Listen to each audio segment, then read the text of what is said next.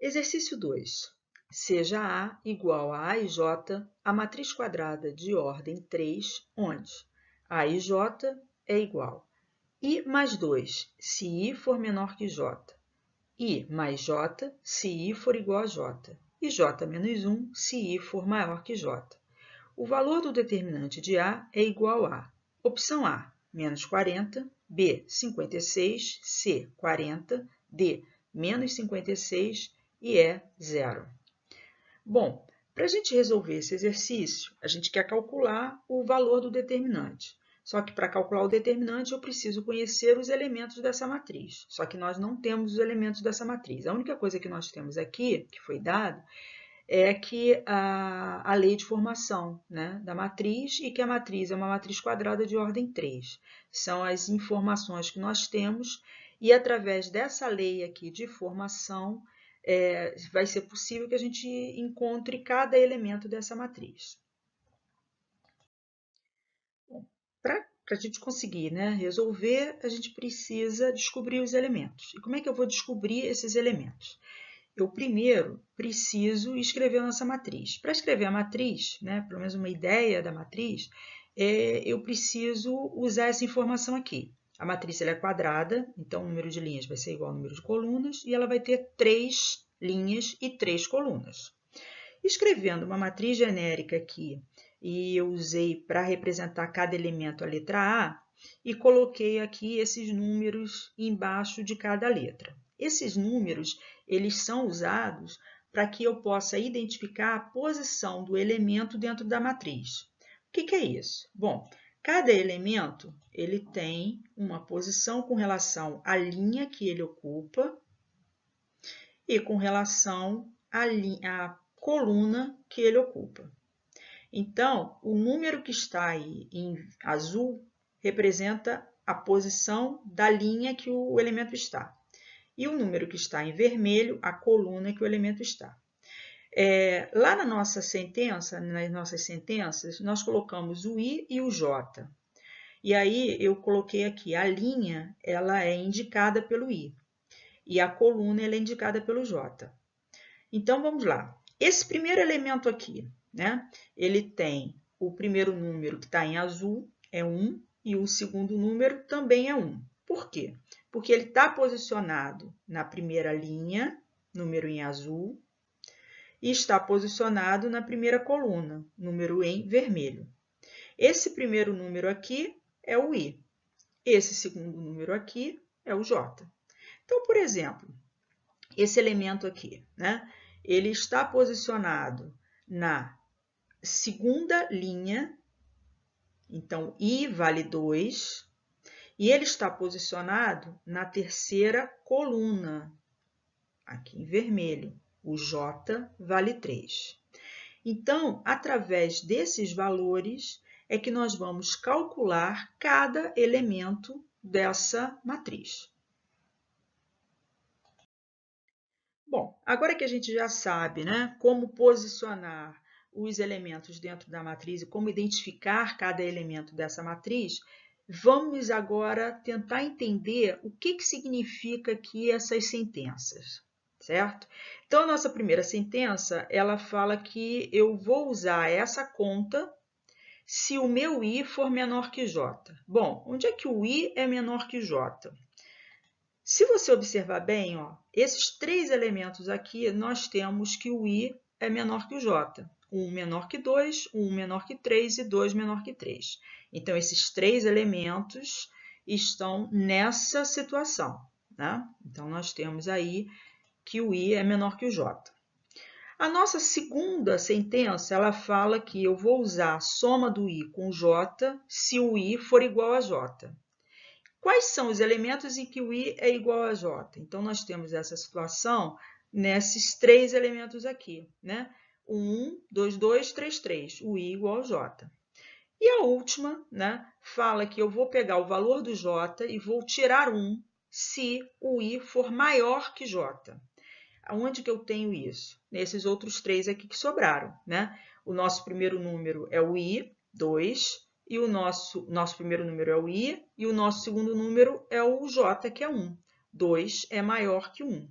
3 é maior que 1 e 3 é maior que 2.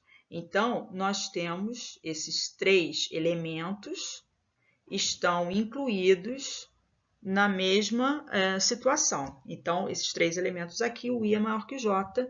Para esses 3 elementos, a conta que eu vou fazer é J menos 1.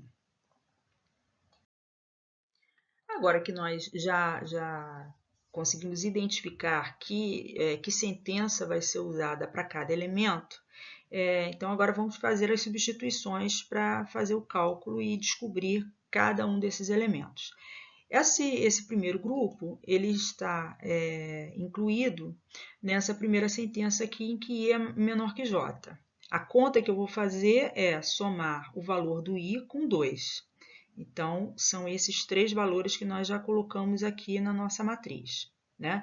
Então, o valor do I, 1, 1 e 2. Então, 1, 1 e 2. E a conta que eu vou fazer é somar 2. Somar 2, somar 2. Então, esses são os 3 primeiros elementos aí, que a gente já sabe a conta que a gente vai ter que fazer. A segunda sentença, ela fala que o I é igual a J. E quando o I for igual a J, a conta que eu vou fazer é pegar o valor do I e somar o J. Como é que eles são iguais? Então, a gente vai pegar 1 mais 1, 2 mais 2, 3 mais 3. Então, 1 mais 1, 2 mais 2, 3 mais 3. A nossa última sentença é para quando o I for maior que o J. Então, nós temos aí o que está em amarelo. E a conta que nós vamos fazer é J menos 1. J menos 1. O J é o que está representado aqui o segundo número, né? Como nós vimos anteriormente. Então, nesse aqui, o J é 1, o J1, J2. Então, nós temos que eu vou pegar o valor do J, 1, 1 e 2, e vou tirar 1, menos 1, menos 1, menos 1. Então, nós vamos resolver todas essas contas e quando nós conseguirmos resolver as contas, a gente vai ter os elementos dessa matriz. Bom, agora que nós já conhecemos todos os elementos da nossa matriz, podemos finalmente calcular o determinante. Para isso, eu vou usar aqui a regra de Sarros. A gente começa repetindo as duas colunas da nossa matriz original, né? Então, eu coloquei aqui do ladinho essas duas colunas. Feito isso, o próximo passo é traçar a diagonal principal, né? Que é a diagonal da nossa matriz original, né? Diagonal principal, mais as diagonais que estão nessa mesma direção. Lembrando que as diagonais eu preciso ter 3 números, né? Nesse caso aqui, eu só tenho 2 números, então isso não vai ser uma diagonal, ok? Bom, tracei aqui a nossa primeira diagonal e as outras duas diagonais que estão nessa mesma direção. Depois que nós já traçamos, aí a gente usa assim uma seta, né, para ficar mais fácil da gente visualizar esses números que estão incluídos, que estão na mesma direção. Depois disso, a gente vai calcular o valor através da multiplicação desses números que estão aí na mesma direção. Então, nesse caso aqui, nós temos 2 vezes 4, 8, 8 vezes 6, 48. 3 vezes 4, 12. 12 vezes 0, 0. Muito cuidado, tá? É muito comum acontecer do aluno multiplicar o 3 pelo 4, dá 12, aí quando ele vai multiplicar pelo 0, ele simplesmente esquece e coloca aqui 12, né? Então, muito cuidado com essa multiplicação. Eu dou até uma sugestão que ao invés de olhou para a diagonal e viu que essa diagonal tem um 0, nem faz a multiplicação, coloca logo o resultado 0, tá? Evita aí esse erro que é muito comum. Bom, agora que nós já fizemos aqui o cálculo das diagonais na direção da diagonal principal, vamos traçar agora as diagonais que estão na mesma direção da diagonal secundária, né? Que é essa aqui, tá?